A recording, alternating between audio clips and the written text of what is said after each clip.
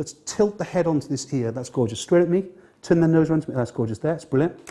So instantly now, I'm lighting the 3/4. You can see it's 45-degree lighting as such. 5 planes of the face, the forehead, the chin, the 2 cheeks and the nose. And that's given me a fantastic wrap from the shadow to the highlight. It's given me those kind of 5 planes that I want. Now, I could start to add in the kind of the background lights and everything else. But what I'm going to do to begin with is I'm just going to add in the opposite side to this one to give me a sandwich lighting technique. So let's switch this one on. Let me just check it that it's going to work. And that one is meted to be exactly the same, in fact, as the frontal light. So it's going to give me a little bit more exaggerated separation.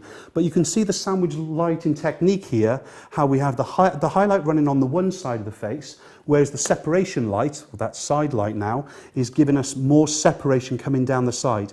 If I add in the third light, which is this frontal light. In fact, before I do that, Sam, can you just switch on the receiver, please, on the other backlight there?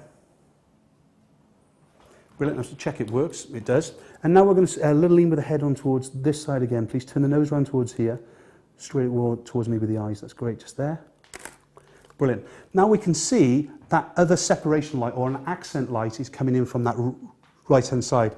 And that, to some extent, is a classic kind of the fashion lighting.